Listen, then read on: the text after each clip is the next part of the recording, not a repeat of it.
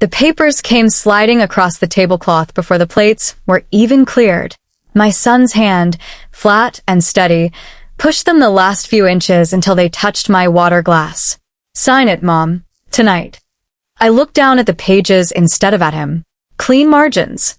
A yellow tab, where my signature was supposed to go. Someone had planned this. "She doesn't have anywhere else to be," my daughter-in-law said, smiling the way she smiles at waiters she's about to stiff on a tip. "She has nothing left, Daniel. Let's just get this done." I picked up the pen. It was heavier than it looked, or maybe my hand was just tired.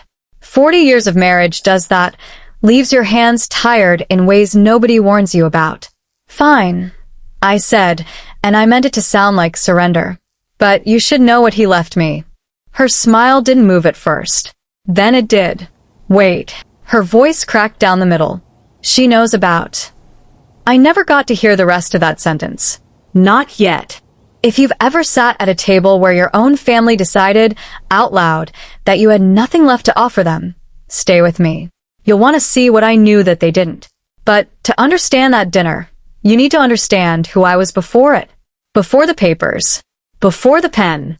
My name is Margaret, and for most of my life, I was the kind of woman people talked over. I let them. That was never the same thing as not knowing what was happening. For 41 years, I balanced our checkbook down to the penny before checkbooks were something you had to explain to people.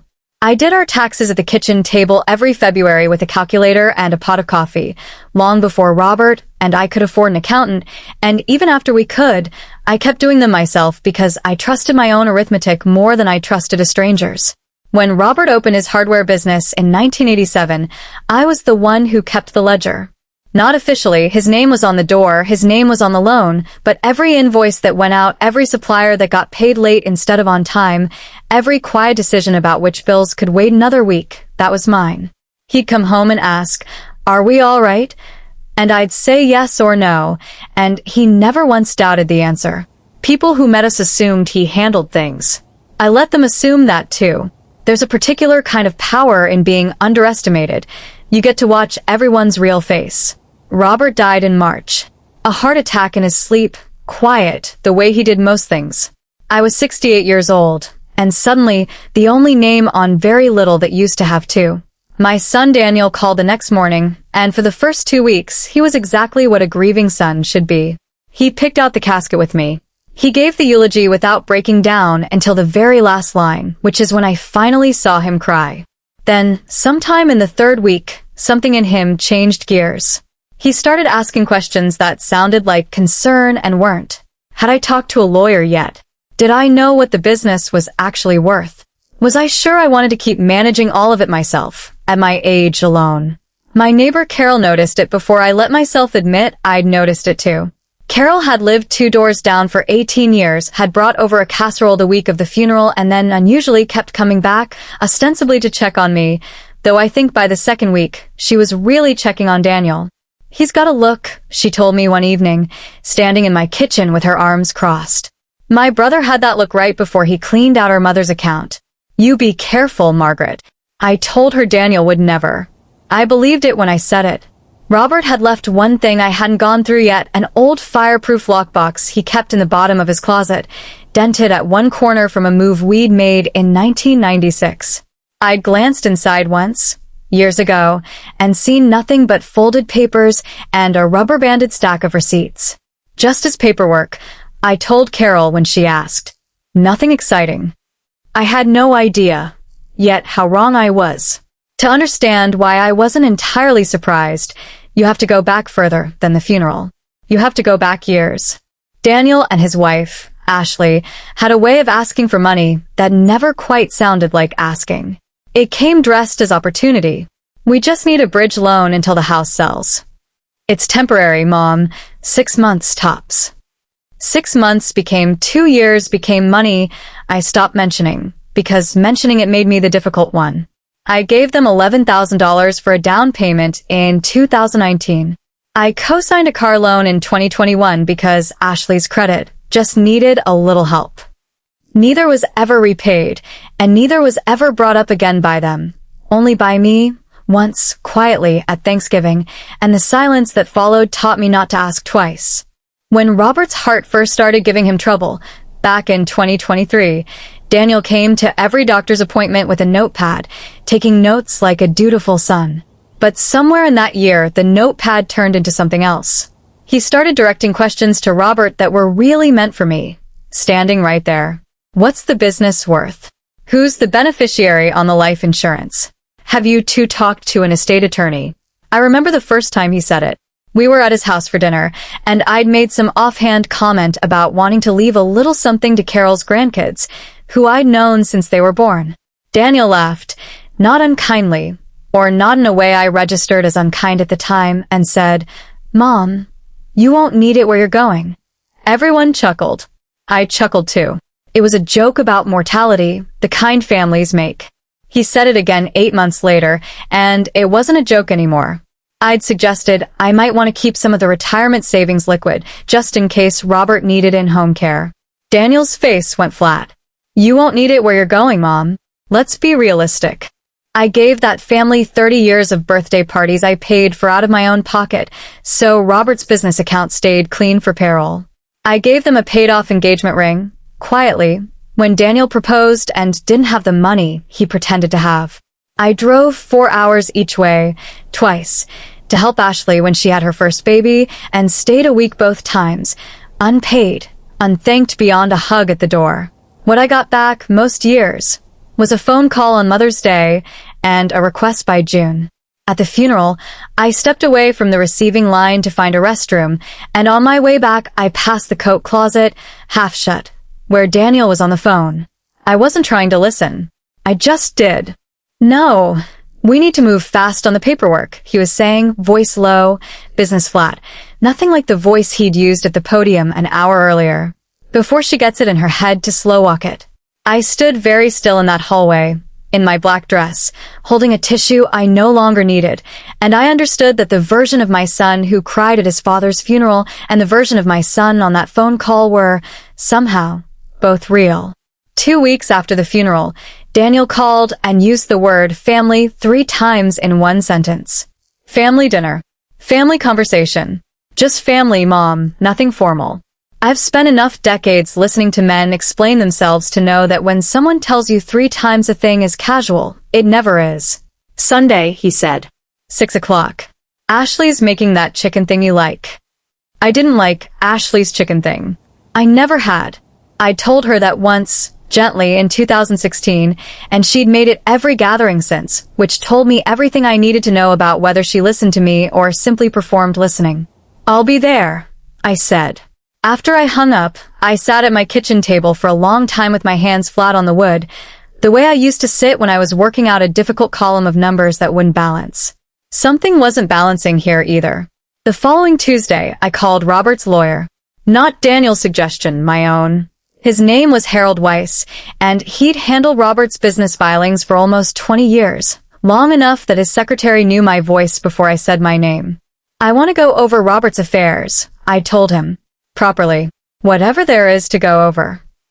I didn't tell Daniel I was going. I didn't tell Carol either, though she would have approved. There are certain conversations you have to have alone, before anyone else's expectations get folded into the room with you. I sat across from Harold's desk on a Wednesday afternoon in a blouse I'd chosen carefully, the same way I used to dress for parent-teacher conferences, presentable, unremarkable, someone you wouldn't think twice about. He opened a folder. He looked at me for a moment before he started talking, the way people look at you right before they hand you something heavy. "Margaret," he said, "there's quite a bit here you need to see. Robert came to me about 8 months ago, alone. He didn't want to worry you until it was finished." I sat very still. "I think you should sit down for this part," he added, which was strange, because I already was. What he told me next, I carried out of that office folded up small, the way you carry something you're not ready to unfold in front of anyone yet, not Carol, not Daniel, not even myself, fully, until Sunday. I dressed the way I always dress for Sunday dinner at Daniel's, slacks, a cardigan, flat shoes I could drive home in without thinking about them. I brought a pie, because that's what I do, because showing up empty-handed has never sat right with me, even now. Ashley answered the door in a dress I recognized from her sister's wedding 2 years earlier, The good one. The one she saved. Her hair was done. Not blow-dried for a Tuesday done. Done. You look lovely, I said, and meant it as a simple fact, not a question, though it was one. Oh, this old thing, she said, touching her own necklace like she'd forgotten it was expensive. There was a man in the living room I didn't recognize, mid-50s, in a sport coat, holding a glass of white wine he wasn't drinking. Daniel introduced him too quickly. This is Gerald, old friend from the Rotary Club. Just stopped by. He'll head out before we eat. Gerald shook my hand with a grip that felt rehearsed and did not, in fact, head out before we ate. I noted it. I filed it. I've spent a lifetime filing small details that didn't add up until much later they did. Daniel pulled out my chair himself, which he had not done since he was 9 years old, and his father made him practice manners before a piano recital. He refilled my water glass before I'd finished it. He asked twice if I was comfortable, if I needed a pillow for my back, if the room was too warm. A woman does not get this much tenderness from her son unless he wants something, or unless he feels guilty about something, and I have learned at 68 that those two things often wear the same coat. I told myself he was grieving. I told myself grief makes people strange, makes them overcorrect, makes them cling. I told myself Gerald was exactly who Daniel said he was, and that Ashley had simply felt like dressing up. I have been wrong about many small things in my life. I have rarely been wrong about this particular feeling, the one that sits low in the stomach and says, quietly, pay attention. When Daniel finally called everyone to the table, there was a manila folder waiting at my place setting, squared perfectly against the edge of the plate, like it had been measured. I sat down across from it anyway, and reached first for my napkin. Dinner started the way it always did, on the surface. Ashley's chicken thing, dry as ever, passed around with too much ceremony.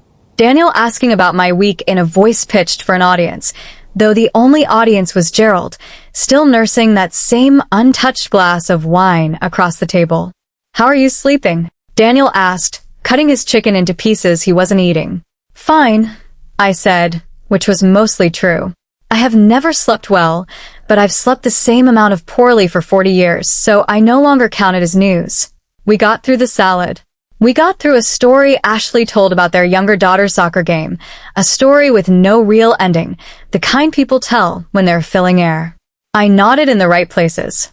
I have had a lot of practice nodding in the right places. It was Daniel who finally set his fork down with a small, deliberate click. Mom, I want to talk to you about something. And I want you to know this comes from a good place. Every sentence that begins with "this comes from a good place" has, in my experience, never once come from a good place.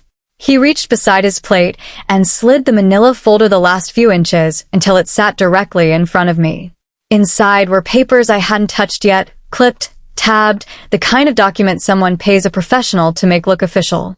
It's about the estate, he said. Dad's business, the house, all of it. I've been doing some reading, and honestly, Mom, managing all of that alone at your age, it's a lot. I don't want you carrying that burden by yourself. Burden. As though 40 years of ledgers and invoices and quiet arithmetic had been someone else's work I was only now being asked to relinquish. I just want to protect you, he added, and he said it gently, the way you'd say it to someone already halfway convinced. Gerald shifted in his chair. I caught him glancing at me for just a half second, not warm, not cold, something closer to apologetic, before he looked down at his wine again. I understood, in that glance, that Gerald was not a Rotary Club friend at all. Gerald had brought a stamp and a seal in his jacket pocket, and he knew exactly why he was there, and some small part of him was uncomfortable about it. Ashley leaned forward, resting her chin on her hand, smiling the way she smiles when she thinks she's being helpful. It's really for the best, Margaret. You were never that good with numbers anyway. Daniel always said his dad handled all of it. I looked at her for a moment. 41 years of ledgers sat quietly behind my eyes, unspoken. Did he? I said. Not a question. Just 2 words, set down on the table as gently as the folder had been. Daniel opened the folder himself, turning it to face me, tapping the top page where a yellow tab marked the line for my signature. It's straightforward, he said. Power of attorney over the estate, transfer of the business assets into a joint trust, Ashley and I would manage it, obviously with you as beneficiary, so you'd never have to worry about any of the logistics again. I read the phrase joint trust and understood, immediately and completely, that beneficiary in that sentence was doing a great deal of quiet work to obscure the word control. And if I'd rather keep managing it myself? I asked.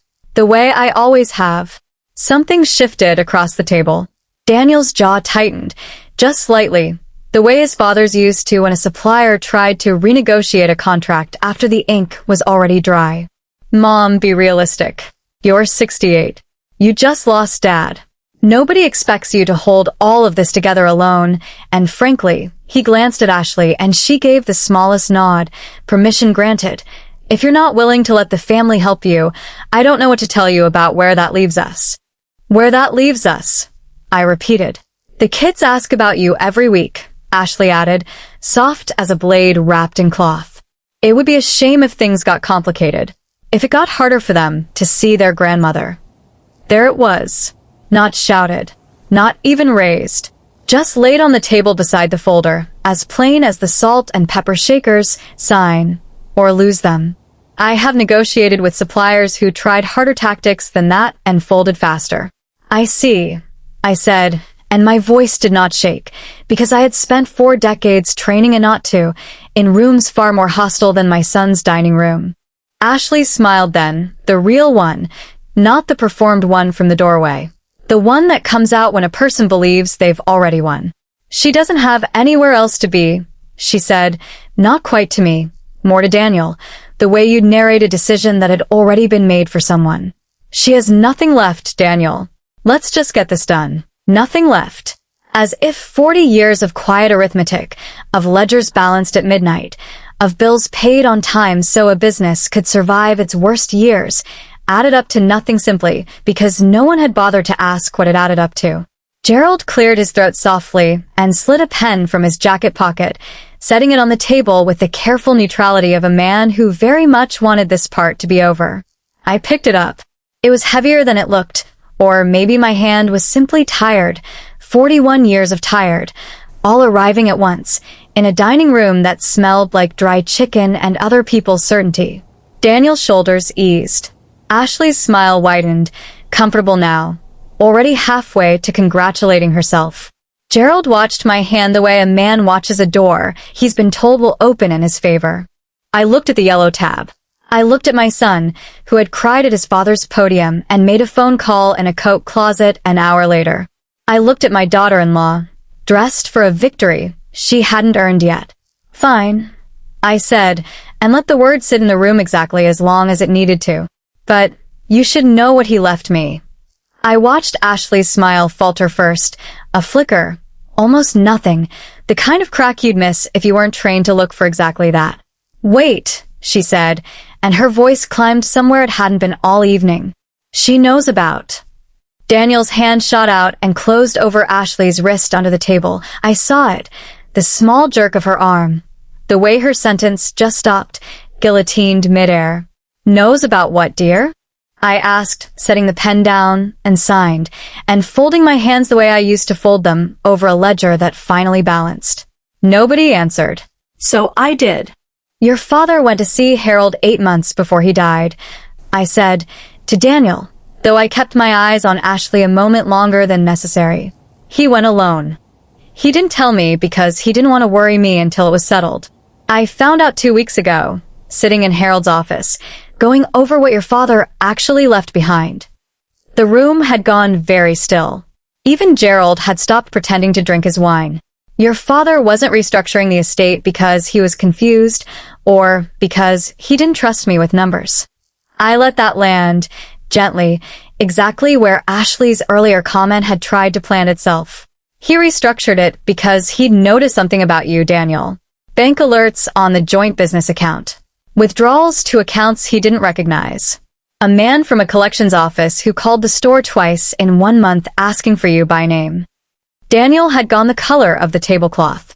He moved the business and nearly everything else into an irrevocable trust, I continued, with me named as sole beneficiary and sole trustee. Not jointly with you. Not administered by you. His exact words to Harold, apparently, were that he wanted to make sure there was something left for his grandchildren by the time they were old enough to need it. I looked, finally, at the folder still sitting open in front of me, the power of attorney, the joint trust agreement, the yellow tab waiting for a signature that would have handed over control of an estate that, legally, hadn't been mine to give away for 8 months. So you see, I said quietly, there was never anything here for you to take. Your father already knew that. I imagine, Ashley, that you knew it too, which is why you're the one who screamed first. Ashley didn't move, didn't speak, just sat there with her hand still trapped under Daniel's, her wedding ring catching the light, her face doing the math a half second too late. Before I tell you what happened next, I'll ask you what I couldn't ask her. Has someone in your family ever underestimated what you knew?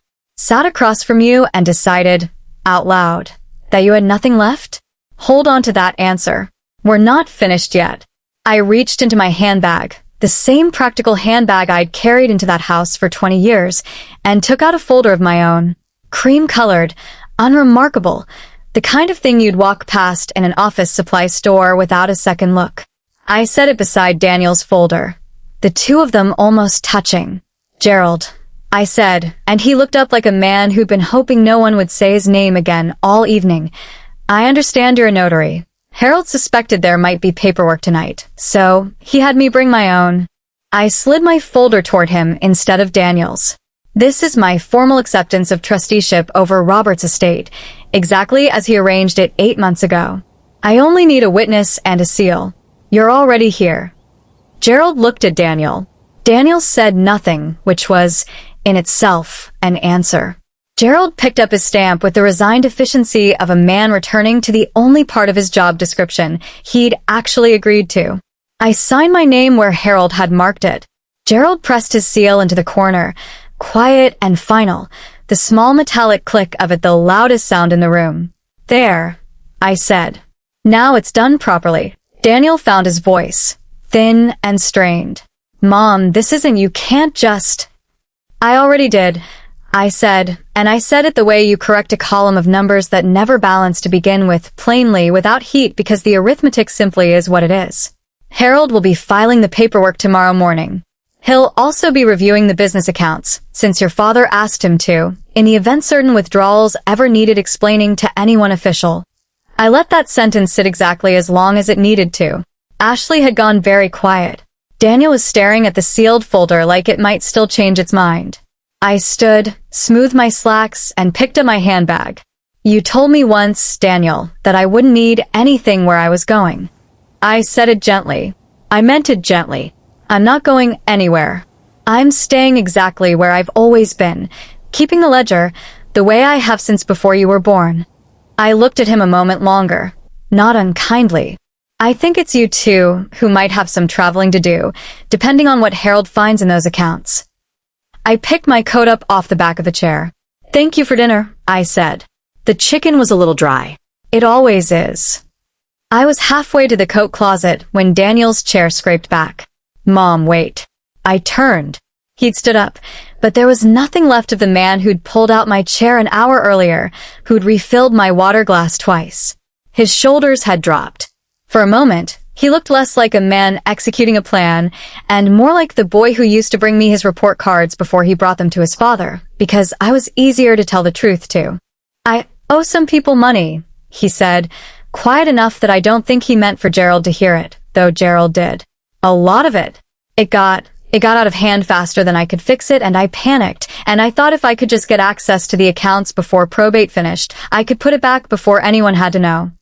It was, I think, the first entirely honest sentence he'd said to me since the funeral. I know, I said, and I let my voice soften, just slightly, because a mother's voice does that on its own sometimes, even when the rest of her has already made up its mind. Your father knew too, Daniel. Before you did, probably. Ashley hadn't moved from her chair. When I glanced back at her, whatever had cracked in her face earlier had sealed back over into something colder, more calculating, the look of a woman recalculating her odds rather than reckoning with what she'd done. This isn't over, she said, not to me. To Daniel. Already planning the next move before this one had finished failing. Gerald stood, buttoning his jacket, folding my sealed document carefully under his arm. "I'll file this first thing tomorrow," he said to me, and then, glancing once at Daniel, added nothing further. He didn't need to. His silence was its own quiet verdict. I put on my coat. Daniel's folder still sat on the table, untouched, the yellow tab still waiting for a signature it would never get. I left it exactly where it was. Some papers don't deserve to be carried out of a room by the person they were meant to trap. "Good night," I said to all three of them, the same way I'd said it 100 Sundays before. "Drive safe if you're heading out, Gerald." Nobody followed me to the door.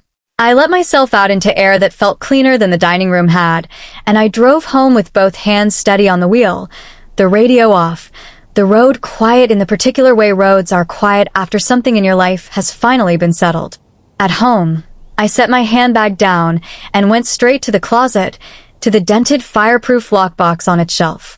I opened it one last time, took out the last of Robert's folded papers, and set them beside Harold's copies on the counter. Then I closed the lid. It made a small, solid sound. Final, the way a good lock should be. 6 months passed the way months do when you stop waiting for a phone call that isn't coming. I didn't have to do anything else. That was the part one hadn't expected, that once the trust filings became public record, the rest simply happened without me. 2 of Daniel's business partners, reviewing the paperwork during a routine refinancing, found the collections notices Harold had already flagged. They pulled their investment within the month. A supplier he'd been stringing along for over a year finally filed a claim of his own. None of it came from me. I never made a single phone call. I only stopped standing between my son and the consequences he'd been outrunning since before his father died.